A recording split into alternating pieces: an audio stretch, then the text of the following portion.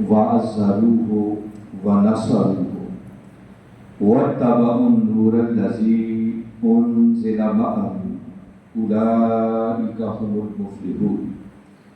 صدق اللہ العظیم۔ معزز حاضرین و سامعین، اللہ رب العزت کا بے پایہ فضل و احسان ہے کہ جس نے اپنی توفیق خاص اور حضور نبی اکرم صلی اللہ علیہ وآلہ وسلم کے نالین مبارک کے تصدق سے ہمیں ایک مرتبہ پھر اپنی بارگاہ میں حاضر ہونے کی توفیق عطا فرمائے۔ دعا ہے کہ اللہ رب العزت ہماری اس حاضری کو قبول فرمائے۔ جمعۃ المبارک کی آج کی اس نشست میں نے ایک مرتبہ پھر گفتگو کے عنوان کے طور پر سورہ اعراف، قرآن پاک کی 7ویں سورت ہے اور اس کی آیت نمبر 157 کا آخری حصہ تلاوت کرنے کا شرف حاصل کیا۔ ہماری سلسلہ وار گفتگو اس حوالے سے چل رہی تھی کہ وہ انسان جس کو اللہ رب العزت نے اشرف المخلوقات بنایا، جس کے سر پر عزت، بزرگی اور تکریم کا تاج رکھا، جس کو اللہ رب العزت نے مقصود کائنات ٹھہرایا ہے، اور وہ انسان جس کو مسجود ملائک بنایا ہے، اس انسان کی سب سے بڑی قیمت اگر کوئی ہے تو وہ صرف یہ کہ خدا خود بندے کا ہوتا ہے۔ اور خدا بندے کا کیسے ہوتا ہے؟ اس کا ضابطہ جو اللہ رب العزت نے قرآن پاک میں دیا ہے وہ ایک ہی ضابطہ ہے کہ خدا صرف اس بندے کا ہوتا ہے جو اس کے محبوب محمد مصطفیٰ صلی اللہ علیہ وسلم کا سچا اور سچا وفادار بن جائے۔ اسی تصور کو حکیم الامت علامہ اقبال نے جواب شکوہ کے آخری شعر میں یوں پیش کیا تھا کہ وہ خدا کا نمائندہ بن کر بندوں سے کہہ رہے ہیں، یعنی خدا بندوں سے کہہ رہا کہ بندے کی محمد سے وفا تم نے تو ہم تیرے، یہ جہاں چیز ہے کیا لوح و قلم کے باری تعالیٰ فرما رہے ہیں کہ بندے اگر صحیح معنوں میں تو میرے مصطفیٰ کا وفادار بن جائے تو سن لے پھر میں خدا بھی تیرا ہوں اور میری ساری کی ساری خدائی بھی تیری، اور بندے کی قیمت اس سے بڑھ کر اور کوئی نہیں ہو سکتی کہ خدا خود ہی بندے کا ہوتا ہے۔ تو اس کا راستہ میں نے بتایا وہ ایک ہی ہے جس پر بڑی تفصیلاً ہماری قرآن کی روشنی میں گفتگو گزر چکی ہے کہ یہ جو اقبال نے شعر کہا ہے وہ خالی ایک شعر نہیں ہے بلکہ قرآن اور حدیث کا نچوڑ۔ اب گفتگو اس بات پر ہو رہی تھی کہ تاجدار کائنات صلی اللہ علیہ وسلم کا وفادار کیسے بنا جا سکتا ہے۔ تو سورہ اعراف کی روشنی میں ہم اس بات کو دیکھ رہے تھے کہ اللہ رب العزت نے اس مقام پر اپنے محبوب مکرم صلی اللہ علیہ وسلم کی وفاداری کے بنیادی 4 تقاضوں کا ذکر۔ لمبی آیت ہے، پوری آیت میں اللہ رب العزت نے اپنے محبوب مکرم صلی اللہ علیہ وسلم کی عظمتوں کو، شانوں کو، رفعتوں کو بیان کیا ہے، اور ساری شانوں کی بیان کے بعد اینڈ اس بات پر کیا فَالَّذِينَ آمَنُوا بِهِ، پس وہ لوگ جو میرے اس محبوب محمد مصطفیٰ صلی اللہ علیہ وسلم پر ایمان لائے، وَعَزَّرُوهُ، اور جنہوں نے ہر حد سے بڑھ کر میرے محبوب کی بارگاہ کا ادب کیا، وَنَصَرُوهُ، اور جنہوں نے میرے محبوب کی مدد کی، وَاتَّبَعُوا النُّورَ الَّذِي أُنزِلَ مَعَهُ، اور جنہوں نے اس نور کی اتباع کی جو نور اس رسول مکرم صلی اللہ علیہ وسلم کے ساتھ اتارا گیا۔ فرمایا جو شخص وفاداری کے ان 4 تقاضوں کو پورا کرے گا، ایسے لوگوں کے لیے باری تعالیٰ نے فرمایا اولئک هم المفلحون، حقیقت میں یہی وہ لوگ ہیں جو فلاح پانے والے، کامیابی حاصل کرنے والے اور منزل مراد۔ ان 4 تقاضوں میں سے بھی پہلے تقاضے پر آمنوا بہ بڑی تفصیل سے ہماری کم و بیش کوئی 3-4 نشستیں اس سبجیکٹ پر گزر چکی ہیں۔ کہ آمنو بہی سے مراد تاجدار کائنات صلی اللہ علیہ وسلم کی ذات اقدس کے ساتھ محبت اور عشق والا تعلق قائم کرنا، اور محبت بھی ایسی جو دنیا کی ہر محبت پر غالب آ جائے۔ دوسرا وفاداری کا تقاضا جو باری تعالیٰ نے اس مقام پر بیان کیا ہے وَأَزَّادُ کو، کہ اگر میرے مصطفیٰ کے وفادار بننا چاہتی ہو تو دوسرا تقاضا یہ ہے کہ پھر ان کی بارگاہ کا ادب کرنا ہوگا،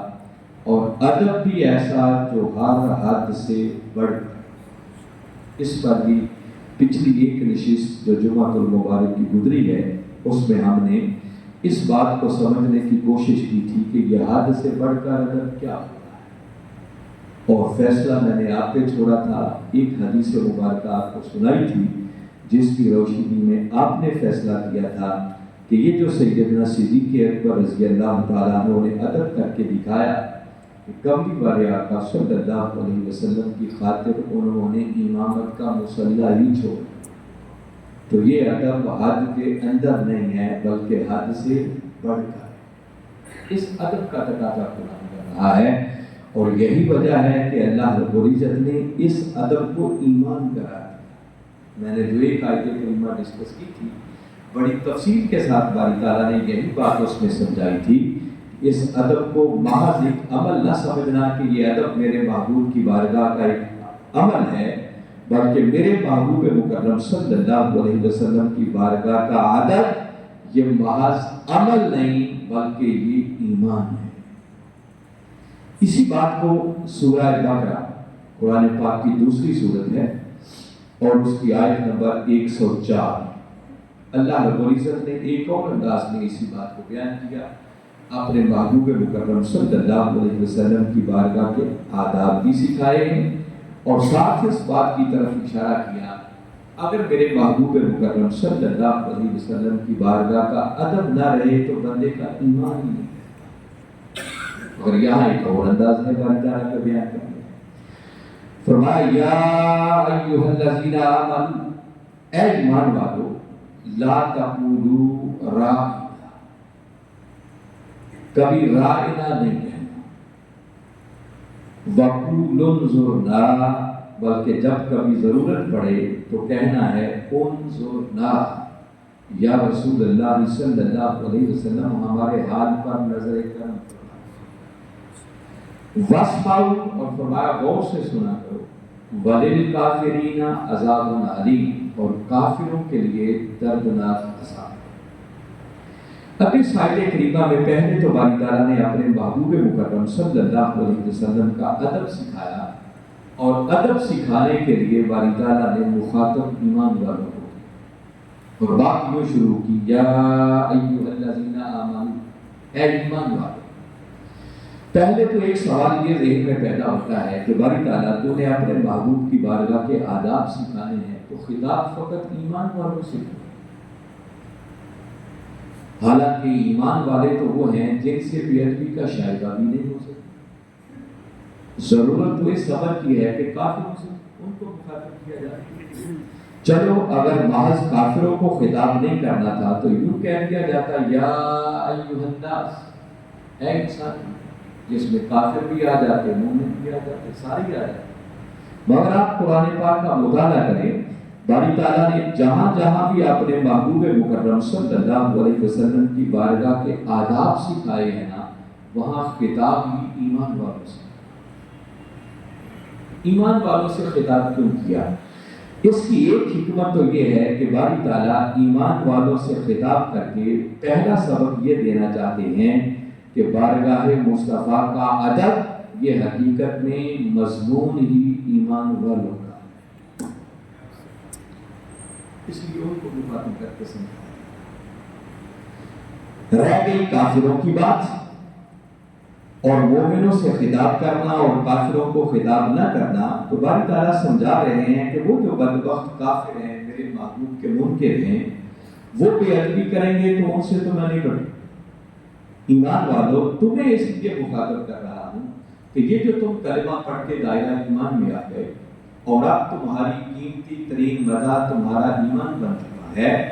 تمہیں اس لیے مخاطب کر رہا ہوں کہ اب اگر تم اپنے ایمان کو بچانا چاہتے ہو تو تمہارے ایمان کی حفاظت کا راز وہ بارگاہ مصطفیٰ کے ادب، اس لیے وہ قیمتی ترین متاع جو ایمان ہے، فرمایا اس ایمان کو اگر محفوظ کرنا چاہتے ہو تو ساری زندگی خود کو میرے محبوب کی بارگاہ کے ادب میں فنا کر دینا، کیونکہ بس بے ادبی ہوئی نہیں ادھر تو ایمان سے معلوم ہے۔ باری تعالیٰ ایمان والوں کے ایمان کو بچانا چاہ رہے ہیں، اس لیے ایمان والوں سے خطاب کیا، اور ایمان والوں سے خطاب کر کے ان کو اس مقام پر پہلا حکم دیا، لا تقولوا راعنا۔ جب کبھی تاجدار کائنات صلی اللہ علیہ وسلم جلوہ افروز ہوتے، صحابہ کرام رضوان اللہ علیہم اجمعین آتی آپ کی مجلس میں بیٹھتے اور میرے آقا ان سے گفتگو فرماتے، تو بسا اوقات کوئی ایسی بات جو صحابہ کرام کو سمجھ نہ آتی یا صحیح طریقے سے سنائی نہ دیتی، اس کا کوئی بھی پس منظر ہو سکتا ہے، تو اس کو ریپیٹ کرنے کے لیے، دہرانے کے لیے جو لفظ استعمال کیا جاتا وہ عربی میں تھا راعنا، جس کا معنی ہے کہ وہ کملی والے آقا صلی اللہ علیہ وسلم سے عرض کرتے کہ آقا آپ ہماری رعایت فرمائیں، ہمیں بات سمجھ نہیں آئی، آپ ہماری خاطر بات کو دوہرا دیں، مزید وضاحت فرما دیں کہ آپ نے کیا ارشاد فرمایا۔ لفظ یہ درست تھا اور صحابہ کرام اہل ایمان اسے صحیح سینس میں استعمال کرتے، مگر بدبخت منافق جو اوپر سے کلمہ پڑھتے تھے اندر سے نہیں مانتے تھے، وہ اس کلمے کی آڑ میں بے ادبی کا پہلو نہیں، پہلے تو پردے کے پیچھے جا کر کے ایسی بے ادبیاں کرتے، مگر یہاں جب یہ لفظ انہوں نے سنا تو ان کو سامنے بیٹھ کر بے ادبی کرنے کی بھی جسارت ہو گئی۔ وہ کیا کرتے، بات ان کو بھلے سے سمجھ بھی آ جاتی تو جان بوجھ کر یہی راعنا کا لفظ کہتے اور اس کو تھوڑا سا زبان دبا کر راعنا کہتے، بس اتنا کہہ دینے سے لفظ کا معنی بدل جاتا ہے۔ رائی کہتے ہیں چرواہے، تو جب راعنا کہتے تھوڑا سا اس کو دبا دیتے تو معاذ اللہ وہ دبے لفظوں آقا صلی اللہ علیہ وسلم کو مخاطب کر کے معاذ اللہ کہتے کہ آپ ہمارے چرواہے، تو بے ادبی کا پہلو نہیں کرتا۔ اللہ رب العزت کو یہ گوارا ہی نہیں، اور باری تعالیٰ نے یہ آیت نازل فرما دی، فرمایا ایسا کلمہ جس سے کوئی بدبخت منافق اور کافر غلط معنی نکال سکے اور جس سے میرے محبوب مکرم صلی اللہ علیہ وسلم کی بے ادبی کا پہلو نکلے، فرمایا خبردار اے ایمان والو، آئندہ تمہیں وہ لفظ صحیح سینس میں بھی استعمال کرنے کی اجازت نہیں۔ آپ اندازہ کریں کہ باری تعالیٰ کہاں تک اپنے محبوب کی بارگاہ کے آداب سے، فرمایا خبردار آئندہ سے رائے نہ لیں۔ تو مولا پھر کبھی کبھی ضرورت تو پڑ جاتی ہے، کبھی بات سمجھ میں نہیں آتی، تو جب ہمیں کہنا چاہیں گے کہ آقا آپ ہماری رعایت فرمائیں، ہماری خاطر بات کو دوہرا دیں، تو پھر آپ کیا کلمہ استعمال کیا کریں؟ تو باری تعالیٰ نے آگے تعلیم فرمائی، فرمایا راعنا نہیں کہنا بلکہ کیا کہنا، وَقُولُوا انظُرْنَا، سراپا ادب بن کر میرے محبوب مکرم صلی اللہ علیہ وسلم کی بارگاہ اقدس میں عرض کرنا، انظرنا، آقا ہمارے حال پر نظر کرم فرمائے۔ یہ لفظ بڑا خاص ہے کہ جو باری تعالیٰ نے خود تعلیم دیا ہے نا کہ کیا کہنا جب کوئی بات نہ سمجھ آئے، تو اب قرآن کا لفظ ہے انظرنا،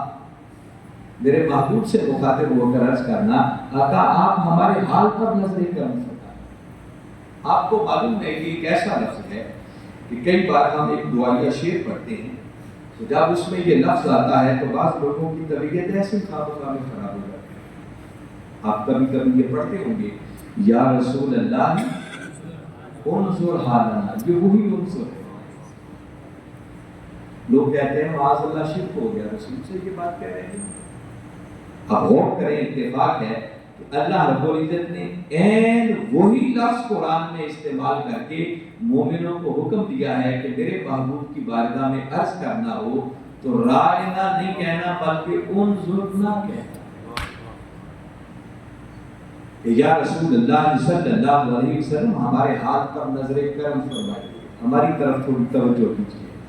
تو فرمایا رائنا نہیں کہنا، انظر کہنا، اور ساتھ ایک تنبیہ فرمائی واسمع، فرمایا غور سے سنا۔ فرمایا تمہیں دوبارہ پوچھنے کی نوبت کیوں آتی؟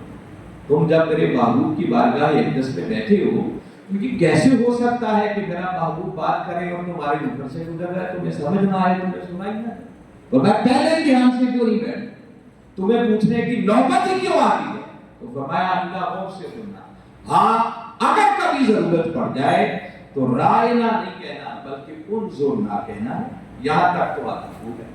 اور ذرا آیت کریمہ کی سینس دیکھ لیں، باری تعالیٰ نے جب شروع کیا تھا تو خطاب ڈائریکٹ ایمان والوں سے، اے ایمان، آیت ایک ہی ہے، مضمون ایک ہی چل رہا ہے، مگر اچانک اسی آیت کریمہ میں باری تعالیٰ نے اب انداز بدل دیا۔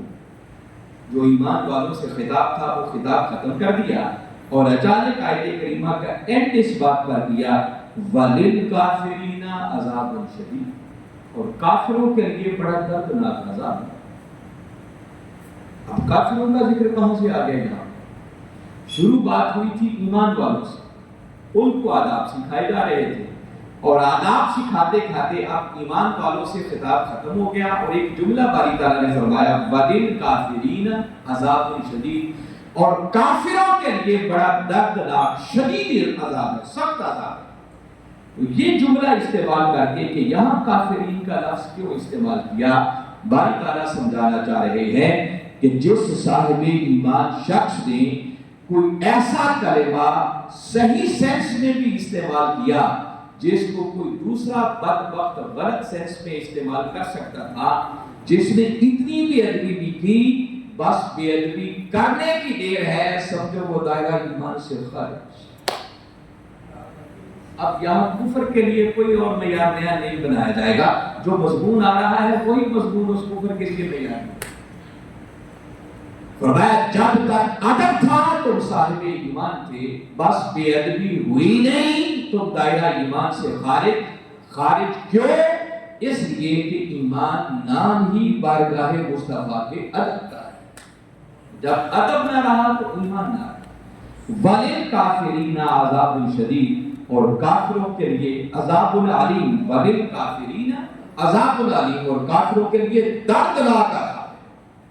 اب یہ مجہول کا انداز استعمال کیا جا رہا ہے، گویا اللہ رب العزت نے ان کو اپنی مخاطبت کے لائق بھی نہیں سمجھا کہ ان سے خطاب کیا جائے۔ فرمایا ایسے بدبختوں کے لیے بڑا دردناک عذاب ہے، وہ تو جب آئیں گے تو ان سے نمٹ دوں گا کہ ان کا حساب کیسا۔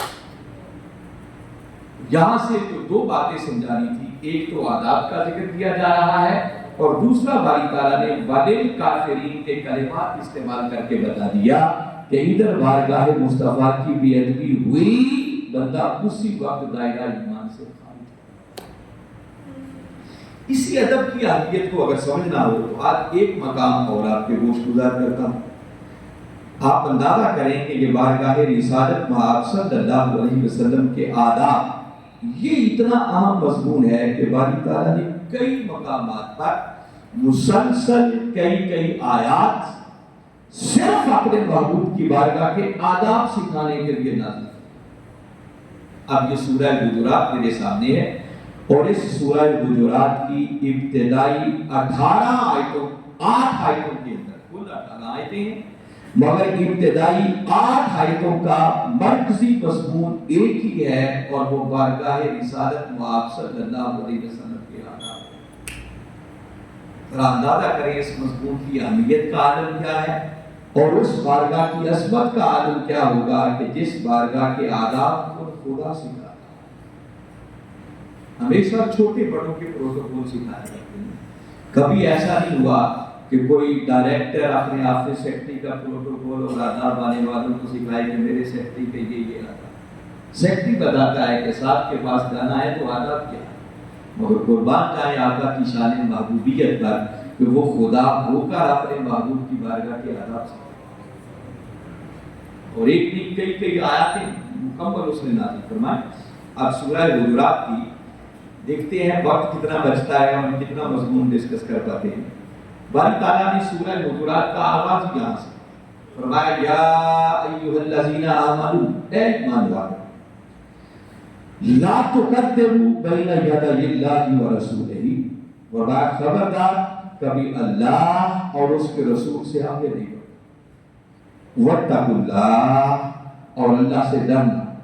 ان اللہ سمیع علیم، بے شک اللہ سب کچھ سننے والا بھی ہے اور جاننے۔ اب اس آیت کریمہ کے شان نزول کے اندر مفسرین نے ایک واقعہ بیان کیا ہے کہ قربانی کا دن تھا اور تاجدار کائنات صلی اللہ علیہ وسلم نے ابھی اپنا قربانی کا جانور ذبح نہیں کیا تھا کہ کچھ صحابہ کرام رضوان اللہ علیہم اجمعین نے اپنے جانور پہلے ذبح کر،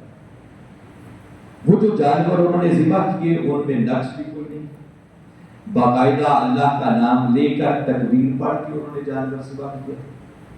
اور نیت میں بھی کوئی خرابی نہیں تھی، اللہ کی خاطر انہوں نے جانور ذبح کیا۔ بس نادانستہ طور پر بھول صرف اتنی ہو گئی کہ ابھی ہمارے آقا صلی اللہ علیہ وسلم نے وہ عمل نہیں کیا تھا، انہوں نے پہلے کر دیا۔ بس اتنا ہونا تھا کہ اللہ رب العزت نے پیغام بھیجا کہ محبوب،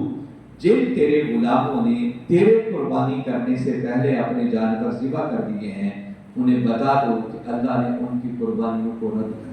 دیا۔ اور قرآن کی آیت آ گئی، یا ایھا الذین آمنوا، اے ایمان والو، لا تقدموا بین یدی اللہ ورسولہ، خبردار اب آئندہ کبھی اللہ اور اس کے رسول سے آگے نہیں۔ تو پہلی بات اللہ رب العزت نے اپنے محبوب کی بارگاہ کا ادب سکھا دیا، آئندہ کے لیے متنبع کر دیا کہ اب آئندہ کبھی ایسی جسارت نہیں کرنی۔ اگر میرے محبوب سے آگے بڑھو گے تو تمہاری اس عمل کو بظاہر کو جتنا ہی ٹھیک کیوں نہ ہو، اگر اتنی سی بھی ادبی بھی ہو گئی کہ تم نے پہل کر ڈالی تو یاد رکھو وہ عمل تمہارا رد کر دیا۔ اور یہاں سے ایک بنیادی بات جو عرض کرنا چاہ رہا ہوں، یاد رکھیں، کوئی عمل اس وقت تک نیکی بنتا ہی نہیں جب تک کہ وہ کملی والے آقا کی سنت نہ ہو۔ نیکی کیا ہے، گناہ کیا ہے، بس جو کچھ ہمارے آقا صلی اللہ علیہ وسلم نے کیا یا کرنے کا حکم دیا وہ نیکی بن گئی، اور جسے آپ نے رد فرما دیا وہ بھی گناہ ہو گیا۔ اور دوسری بات یہاں سے یہ بھی ثابت ہوتی ہے کہ دیکھیے، ہم آپس میں جب اللہ کی راہ میں قربانیاں کرتے ہیں تو کوئی پہلے کر لے یا بعد میں کر لے، کسی کی قربانی کو کوئی فرق نہیں پڑتا۔ بھلے سے ہم امام مسجد سے پہلے کر لیں، گاؤں کے نمبردار یا چودھری سے پہلے بھی کر لیں، کوئی ملک کے وزیر اعظم سے پہلے کر لیں، حتیٰ کہ کوئی اپنے پیر و مرشد سے بھی پہلے جانور ذبح کر ڈالے تو اس کی قربانی کو کوئی فرق پڑتا ہے؟ جس سے اگلی بات یہ ثابت ہوتی ہے کہ تاجدار کائنات صلی اللہ علیہ وسلم کا شمار تو بندوں میں ہے، مگر بندہ ہو کر بھی ان کے حقوق بندوں جیسے نہیں۔ اگر آپ بندوں جیسے حقوق ہوتے تو جن صحابہ کرام نے جانور پہلے ذبح کر ڈالے تھے ان کی قربانیاں رد نہیں ہونی چاہیے۔ کوئی کسی سے آگے کرے پیچھے کرے، اللہ کے لیے ہمارے قربان قبول ہو جانا چاہیے تھا۔ صحابہ کرام، وہ صحابہ کرام جنہوں نے آقا سے پہلے جانور ذبح کر دیے، ان کی قربانیوں کا رد ہو جانا اس بات کی دلیل ہے کہ تاجدار کائنات صلی اللہ علیہ وسلم کا شمار تو بندوں میں ہے، مگر حقوق بندوں جیسے نہیں۔ حقوق بندوں سے بھی ہے، تو حقوق کون سے ہیں؟ یہ جملہ کبھی میں نے پہلے بھی عرض کیا ہوگا، یاد رکھیں، اللہ کے صرف ایک حق کو چھوڑ دیں، اللہ کے سوا معبود کوئی نہیں ہو سکتا، عبادت کسی کی نہیں ہو سکتی۔ اللہ کے ایک اس حق کو چھوڑ کر باقی جو حق اللہ کا ہے، اللہ نے وہی حق اپنے محبوب محمد مصطفیٰ کو عطا کیا۔ اب وہ بھی اسی آیت کریمہ سے ثابت ہو رہا ہے۔ اب ذرا ایک لمحے کے لیے سوچئے، جن صحابہ کرام رضوان اللہ علیہم اجمعین نے قربانیاں پہلے کر ڈالی تھی، جانور پہلے ذبح کر دیے تھے، کیا وہ اللہ سے پہلے کیے تھے یا رسول سے پہلے کیے تھے؟ جی رسول سے پہلے کیے تھے۔ تو چاہیے تو یہ تھا کہ جب آیت کریمہ اتری تھی تو باری تعالیٰ سیدھا فرماتے کہ اے ایمان والو، دیکھو آئندہ کبھی میرے رسول سے آگے نہیں۔ مگر باری تعالیٰ نے جب آیت نازل کی تو رسول کا ذکر بعد میں کیا، پہلے اپنا ذکر۔ فرمایا لا تقدم بین یدی اللہ و رسول، اے ایمان والو خبردار اب آئندہ کبھی اللہ اور اس کے رسول سے آگے نہیں بڑھنا۔ مولا تجھ سے تو آگے بڑھا ہی کوئی نہیں، اور اللہ سے آگے بڑھ سکتا بھی کوئی نہیں، اور اللہ ویسے بھی ہماری طرح کا عمل کرنے سے پاک ہے، وہ کوئی قربانیاں تھوڑی کرتا ہے۔ تو مولا تم نے اپنا ذکر کیوں کر دیا سر؟ سیدھی سیدھی بات سیدھا کہتا ہے ایمان والو آئندہ کبھی میرے رسول سے آگے نہیں بڑھنا۔ باری تعالیٰ نے رسول کا بعد میں ذکر کیا، پہلے اپنا کیا۔ اپنا ذکر پہلے کر کے باری تعالیٰ سمجھانا چاہ رہے ہیں کہ لوگوں میرا ادب تو میرے مصطفیٰ کے ادب سے جدا نہیں ہے، میرے محبوب کی بارگاہ کا ادب ہی حقیقت میں میرا ادب ہے، اور میرے محبوب مکرم صلی اللہ علیہ وسلم کی بارگاہ کی بے ادبی ہی حقیقت میں میری ہے۔ اللہ نے اپنے ساتھ جوڑ دیا اور جوڑ کر بتا دیا کہ جیسے ادب میرا ہے ویسے ادب میرے محبوب محمد مصطفیٰ۔ اللہ نے حق اپنے جیسا، تو باری تعالیٰ نے آداب سکھا اور ساتھ آگے پھر متنبہ کیا، فرمایا وَاتَّقُوا اللَّهَ، اس بے ادبی کے حوالے سے ہمیشہ اللہ سے ڈرنا، کہیں یہ بے ادبی کر کے اللہ کی گرفت میں نہ آ جانا۔ ان اللہ سمیع علیم، بے شک اللہ سننے والا بھی ہے اور اللہ جاننے والا بھی ہے۔ دو شانوں کا ذکر کیا۔ وہ بتانا چاہتا ہے کہ اگر تم اپنی زبان سے میرے محبوب کی بارگاہ اقدس کی بے ادبی کرو گے تو یاد رکھو اللہ سب کچھ سن بھی رہا ہے، اور اگر تم اپنے اعمال سے، اپنے افعال سے، حتیٰ کہ اپنے سینوں میں چھپی ہوئی نیتوں سے بھی میرے محبوب کی بارگاہ کی بے ادبی کرو گے تو اللہ تمہارے سینوں میں چھپی ہوئی تمہاری نیتوں کو جاننے والا ہے، وہ کسی بات سے بھی بے خبر نہیں۔ اس نے آگے دونوں شانوں کا ذکر کر دیا۔ تو اس پہلی آیت میں باری تعالیٰ نے اپنے محبوب مکرم صلی اللہ علیہ وسلم کی بارگاہ کے آداب سکھائے۔ پھر ذہن میں سوال پیدا ہوتا ہے کہ مولا سمجھ آ گئی کہ تیرے محبوب کی بارگاہ کا ادب کرنا ہے، لیکن اگر کوئی شخص بے ادبی کر بیٹھے اس کی سزا کیا ہے، یہ بھی طے ہو جانا چاہیے۔ اگلی آیت میں باری تعالیٰ نے بے ادبی کرنے والوں کی سزا بتائی، آداب بھی سکھائے، مگر ساتھ ایڈ کر کے یہ بتایا کہ اگر کسی نے بے ادبی کی تو اس کی سزا کیا ہے۔ مضمون بڑا قابل غور ہے۔ باری تعالیٰ نے پھر دہرایا، فرمایا یا ایھا الذین آمنوا، اے ایمان والو، متوجہ کیا جا رہا ہے، غفلت سے بیدار کیا جا رہا ہے۔ حالانکہ دیکھیں ایک ہی مضمون چل رہا ہے، جب ایک بار کہہ دیا تھا ایمان والوں تو آگے مضمون چلتا چلا جاتا۔ باری تعالیٰ نے پہلی آیت میں بھی وہی کلمات دہرائے، دوسری آیت میں پھر ایمان والوں کو مخاطب کیا، دوبارہ کلمات وارد کی، اے ایمان والو۔ اب حکم دیا لا ترفعوا اصواتکم فوق صوت النبی، دیکھو تمہاری آواز بھی میرے نبی مکرم صلی اللہ علیہ وسلم کی آواز سے کبھی اونچی نہیں ہونی چاہیے۔ وہ خدا سکھا رہا ہے، پروٹوکول سکھا رہا ہے، آداب سکھا رہا ہے۔ وَلَا تَجْهَرُوا لَهُ بِالْقَوْلِ كَجَهْرِ بَعْضِكُمْ لِبَعْضٍ، اور جس طرح تم آپس میں ایک دوسرے کو اپنے جیسا سمجھ کر بلند آواز سے بلاتے ہو، فرمایا خبردار کبھی میرے محبوب کو یوں آواز نہ، آواز اونچی نہیں کرنی، اپنے جیسا سمجھ کر ان کو نہیں بلانا۔ اچھا بولا اگر یہ معمولی سی بے ادبی ہو گئی، کسی نے اپنے جیسا سمجھ لیا، اس کی آواز تھوڑی اونچی ہو گئی،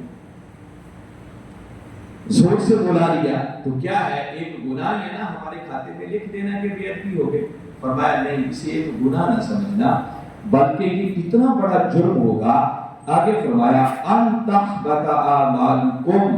کہ اس ایک بے ادبی کی وجہ سے تمہاری زندگی بھر کے سارے اعمال رد کر دیے۔ یہ قابل غور بات ہے کہ کتنا نازک مرحلہ ان تحبط اعمالکم، حبط اعمال کی بات ہے، اور اعمال کے عمل کی جمع، اور پھر اعمال مضاف بن رہا ہے، اعمالکم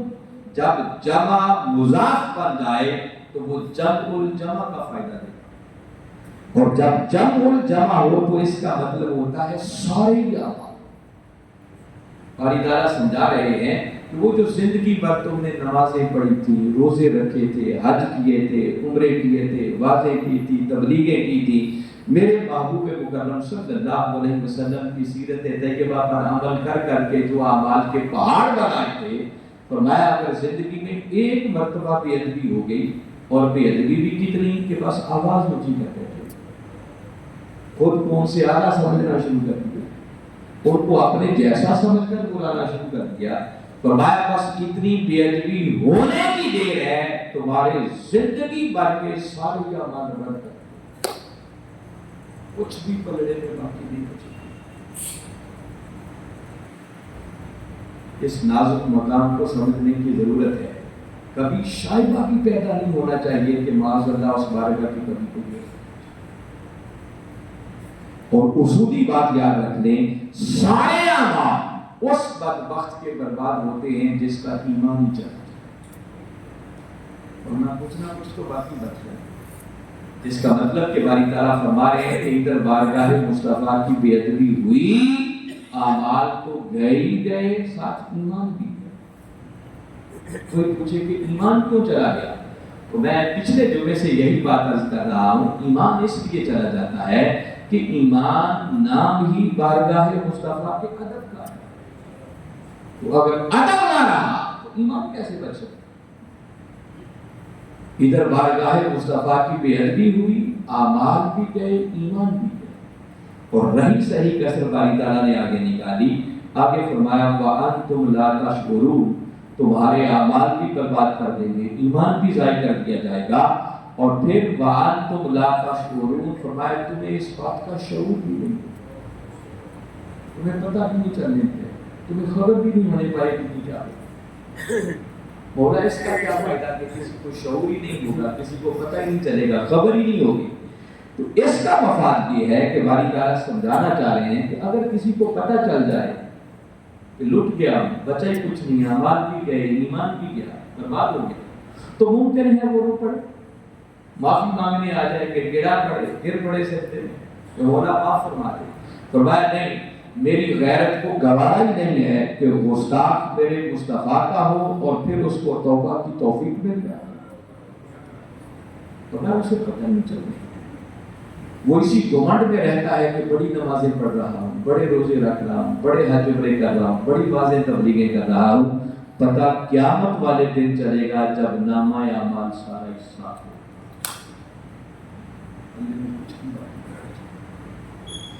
جس کا مطلب یہ ہے کہ ادھر تاجدار کائنات صلی اللہ علیہ وسلم کی بارگاہ اقدس کی بے ادبی ہوئی،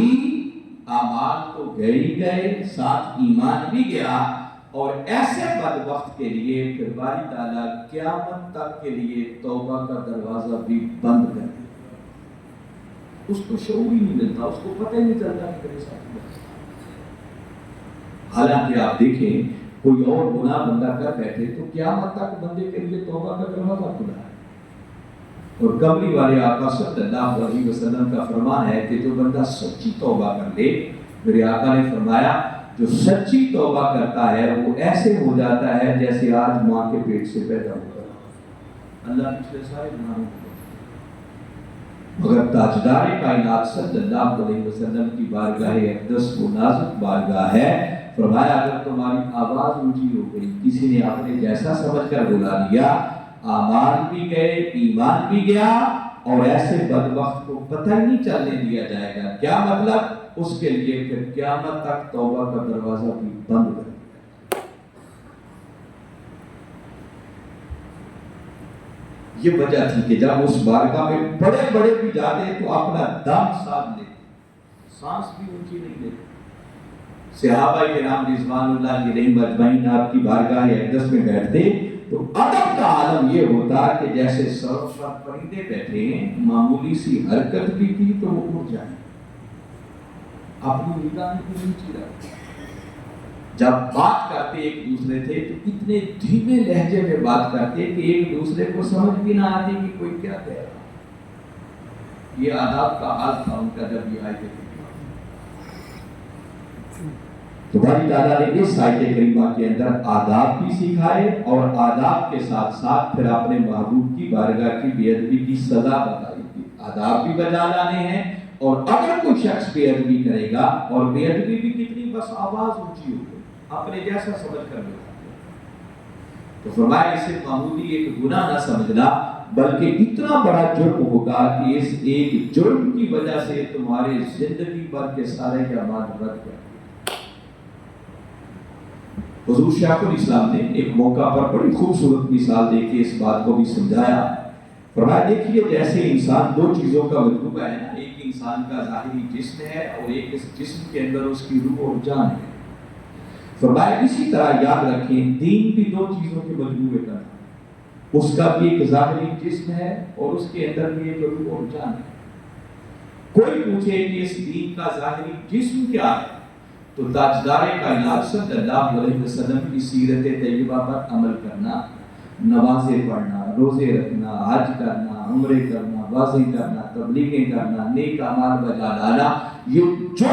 کچھ آپ زندگی میں نیک اعمال بجا لاتے ہیں یہ اس دین اور ایمان کا ظاہری جسم ہے۔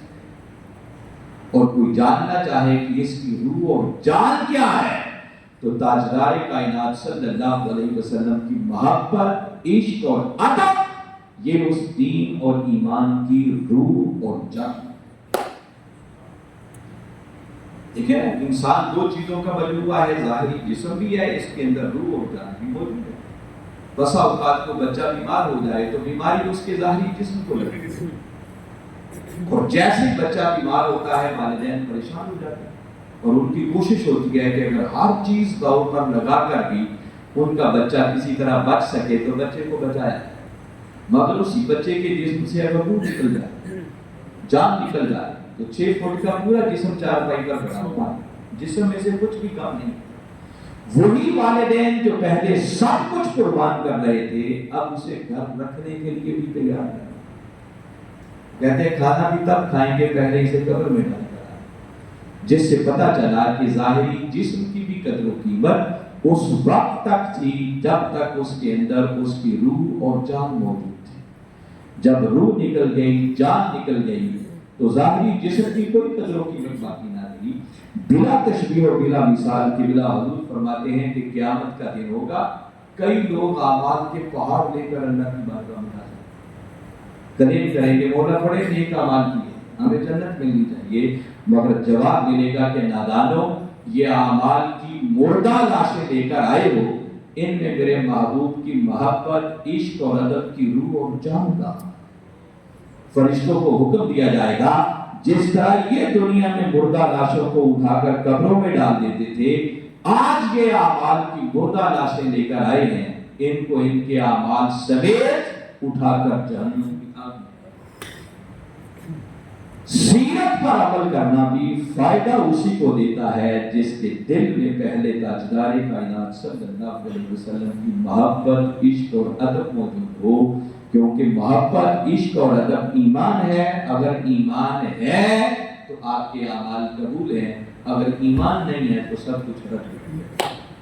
اللہ کی بارگاہ میں دعا ہے کہ میں نے جو کچھ عرض کیا ہے اسے سمجھ کر ایمان لاتے ہوئے اس کے مطابق عمل کر کے تاجدار کائنات صلی اللہ علیہ وسلم کی سچی اور سچی غلامی کا پٹا اپنے گلے میں ڈال کر اپنی دنیا اور آخرت کو سنوارنے کی توفیق عطا فرمائے۔ وما علینا الا